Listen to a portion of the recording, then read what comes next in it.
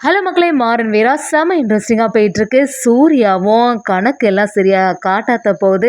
இதெல்லாம் கவனிச்சுட்டு இருந்தா மாறன் பிரச்சனை பண்ணும்போது நம்ம ராமச்சந்திரன் செம அதிரடியாக இனிமே கடையை நானே பார்த்துக்கிறேன்னு சொல்லிட்டு செம மாதம் காலத்தில் இறங்குறாங்கன்னே சொல்லலாம். இன்னொரு சைடு பார்த்தீங்கன்னா நம்ம கனிக்கு உடம்பு சரியில்லாமல் போயிட போகுது. அங்கே கண்டிப்பாக சர்ஜரி கூடிய சீக்கிரமாக பண்ணணும் அப்படின்னு சொல்லும்போது அதை கேட்டு நம்ம மாறன் பதட்டாகி இந்த விஷயத்த வீரா கிட்ட இப்போதைக்கு சொல்லாண்டாம் அப்படின்னு அந்த டாக்டர்கிட்ட பேசி வைக்கிறாங்க. ஒரு கட்டத்தில் நாம வீராவுக்கு கனி பத்தின உண்மைகள் தெரிய வருதா. அதே சமயத்தில் சூர்யாவோட சுயரூபத்தை பற்றி நம்ம மாறன் வெளிச்சத்துக்கு கொண்டு வந்தாங்களா. வீடியோக்குள்ள போறக்க முடியும் நம்ம சேனலுக்கு சப்ஸ்கிரைப் பண்ணுங்க. அப்படியே பக்கத்துல இருக்க பெல் ஐக்கனை கிளிக் பண்ணுங்க. அப்பதான் நான் போடுற வீடியோலாம் உங்களுக்கு நோட்டிஃபிகேஷனாக வரும். சூர்யாவும் வழக்கம் போல கடையில் உள்ள கணக்கள் எல்லாத்தையுமே நம்ம வள்ளியம்மைகிட்ட காட்ட ஆரம்பிக்கிறாங்க. வள்ளியம்மை அதை பார்த்துட்டு, என்ன சூர்யா இங்கே இவ்வளோ ரூபாய் போட்டிருக்கா, ஆனால் நீ சொல்றது வேற மாதிரி இருக்கே அப்படின்னு சொல்லிட்டு கேட்கும்போது சூர்யாவும் வள்ளியம்மை ஏமாத்துறதுக்காக சமாளிக்க ஆரம்பிக்கிறாங்க.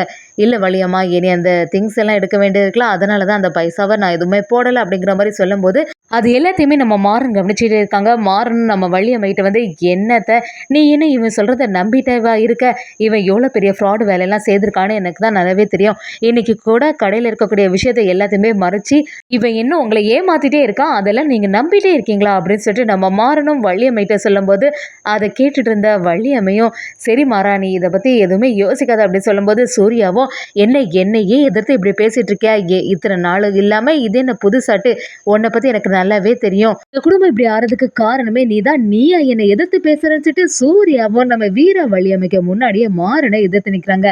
இதை கேட்டுட்டு இருந்த நம்ம மாறன் சும்மா விடுவாங்களா. தன்னோட குடும்பத்துல உள்ளவங்க எல்லாருமே ஏமாத்துறாங்கன்னு தெரிஞ்சு அப்படியே சூர்யாவை சட்டையை பிடிச்சு சரியா வெளுத்து எடுக்கிறாங்க. வீராவும் என்ன வீட்டுக்குள்ளே பிரச்சனை பண்ணிட்டு இருக்கீங்கன்னு சொல்லிட்டு வழக்கம் போல நம்ம மாறனை திட்டும் போது கரெக்டா நம்ம ராமச்சந்திரன் சம மாசா படியில இறங்கி வராங்க. நம்ம ராமச்சந்திரன் அதில் கையில் ஒரு பையன் எடுத்துகிட்டு இங்கே பாருங்க, இனிமே கடை பொறுப்பை நானே பார்த்துக்கலாம் அப்படின்னு செமையாட்டு ஒரு முடிவெடுக்கிறாங்க. அதை பார்த்து நம்ம வள்ளியம்மைக்கு சந்தோஷமாக இருக்குது. அண்ணன் பழைய மாதிரியே மாறிட்டான். இது வரைக்கும் எவ்வளோ நாளாட்டு ரூமுக்குள்ளேயே அடைச்சிருந்தான், இப்போ தான் அவங்களுக்குள்ள பெரிய மாற்றமே வந்திருக்கு அப்படின்னு சொல்லிட்டு வள்ளியம்மை சந்தோஷப்படுறாங்க. ராமச்சந்திரனும் வழக்கம் போல் பயங்கர கெத்தாட்டு அந்த சேர்ல இருந்துட்டு இனி என்னோட கடையை நானே பொறுப்பாக பார்த்துடலாம், யாரையும் நம்பி நான் என் கடையை கொடுக்க போகிறதில்ல அப்படி சொல்லும்போது சூர்யா அப்படியே அதிர்ச்சியாகி நிற்கிறாங்க. ஐயோ, இவங்க மட்டும் இந்த கடைக்குள்ளே வந்துட்டாங்கன்னா நம்ம இது வரைக்கும் பண்ண எல்லா ஃப்ராடு வேலையும் தெரிஞ்சிருமே, ஏற்கனவே கணக்கு வழக்குகள் எல்லாமே மாறி போய் இருக்குமே அப்படின்னு சொல்லிட்டு சூர்யாவும் டென்ஷனில் இருக்காங்க. மாறனும் சூர்யாவை பார்த்து, என்ன சூர்யா இப்போ ரொம்ப பயந்துட்டியோ, எனக்கு நல்லாவே தெரியுது உன்னை பற்றி, நீ யாரையும் நம்பி இருக்க போதில்லை, இந்த ராமச்சந்திரனோட குடும்பம் அப்படிங்கிற மாதிரி நம்ம மாறன் செம மாசா இருக்காங்க.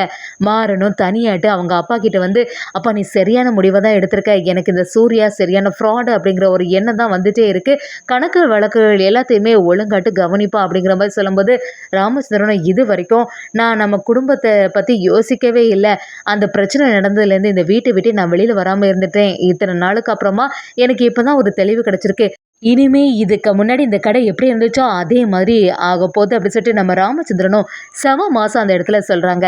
இன்னொரு சைடு பார்த்தீங்கன்னா ஆதித்யாவும் என்னடா நம்ம என்னதான் பிளான் பண்ணாலும் இந்த மாறன் கடைசி நேரத்தை சொதப்பி விட்டுறானே, வீராவோட உயிருக்கு ஆபத்து அப்படியே அந்த ஃபைல் நம்ம கைக்கு வந்துடும்னு பார்த்தா இப்போ எல்லாமே மாறி போச்சு, இந்த மாறனையும் சும்மா விடக்கூடாது, இப்போவே வீராவை சந்திச்சு அந்த ஃபைலை வாங்கிட வேண்டியதுதான் அப்படின்னு சொல்லிட்டு ஆதித்யாவும் நம்ம வீராவை பார்க்கறதுக்காக வராங்க. வீராவை எதிர்த்து நிற்கிறாங்க.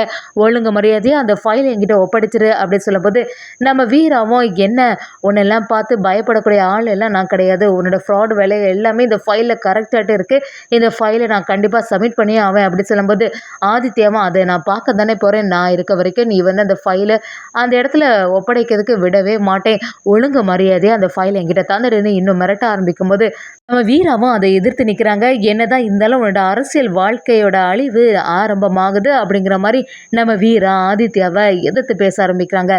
இன்னொரு சைடு பார்த்தீங்கன்னா நம்ம கனியும் சாதாரணமாக விளையாடிட்டு இருக்கும்போது திடீர்னு அவங்க மயங்கி விழுற மாதிரி இருக்குது. அதை கவனித்து நம்ம மாறணும், என்னாச்சு இவளுக்கு எந்த பிரச்சனையும் ஆகக்கூடாது அப்படின்னு சொல்லிட்டு பதட்டமாக ஹாஸ்பிட்டலில் கொண்டு சேர்க்குறாங்க. ஹாஸ்பிட்டலில் சேர்த்த உடனே அங்கே உள்ளவங்க எல்லாருமே கனியை தனியாட்டு செக்கப் பண்ண ஆரம்பிக்கிறாங்க. இதெல்லாம் பார்த்து நம்ம மாறன் டென்ஷன் ஆகி என்னவா இருக்கும்? கனி சும்மா தானே இருந்துட்டு இருந்தா, திடீர்னு அவளுக்கு என்னாச்சு அப்படி சொல்லிட்டு அப்படியே ஒரு டோர் வழியா பார்த்துட்டு இருக்கும்போது டாக்டரும் வெளியில வந்து சொல்ல ஆரம்பிக்கிறாங்க. இவளுக்கு வந்து ஏதோ ஒரு பிரச்சனை இருக்க மாதிரி இருக்கு. நாங்க அதையெல்லாம் செக்கப் பண்ணிட்டு தான் சொல்லுவோம் அப்படி சொல்லும்போது மாறணும். இப்ப சும்மா தான் இருந்துட்டு இருந்தா திடீர்னு மயக்கம் வர்ற மாதிரி இருந்துச்சுன்னு சொன்னா இப்படி ஆகும்னு நினைக்கலன்னு சொல்லிட்டு செக்கப் பண்ணிட்டு சொல்றோன்னு நம்ம டாக்டரும் செக்கப் பண்ணிட்டு வராங்க. மாறணும் என்னாச்சுன்னு கேட்கும்போது அவளுக்கு தலையில சின்னதா அடிபட்டிருக்கு. ஏதோ ஒரு நரம்பு பிரச்சனை இருக்கு. அதனால நாங்க சர்ஜரி பண்ணியே ஆகணும் அப்படி சொல்லும்போது அதை கேட்டு நம்ம மாறன் அப்படியே அதிர்ச்சியாகி நிற்கிறாங்க. என்னடா நல்ல ஆக்டிவாக தானே இருக்க குழந்தை, எப்படி தெரியுது இப்படி ஆச்சு அப்படி சொல்லும்போது டாக்டரும் சரி அந்த சர்ஜரி பண்ணுறதுக்கு முன்னாடி 30 நாளுக்கு ஒருக்கா நாங்கள் ஒரு இன்ஜெக்ஷன் போடுவோம், அதெல்லாம் போட்டு அப்புறமா தான் தெளிவாக நாங்கள் சர்ஜரி பண்ண முடியும்னு சொல்லிடுறாங்க. அதை கேட்ட உடனே நம்ம மாறணும் சரி இந்த விஷயத்தை எப்படி வீட்டில் உள்ளவங்க எல்லாம் தாங்கிப்பாங்க, ஏற்கனவே கனிக்கு மேலே உயிராக இருக்காங்க, அப்படி இருக்கும்போது கனிக்கு மட்டும் இப்படி ஒரு பெரிய பிரச்சனை இருக்குன்னு தெரிஞ்சுன்னா வீரானால தாங்கவே முடியாது.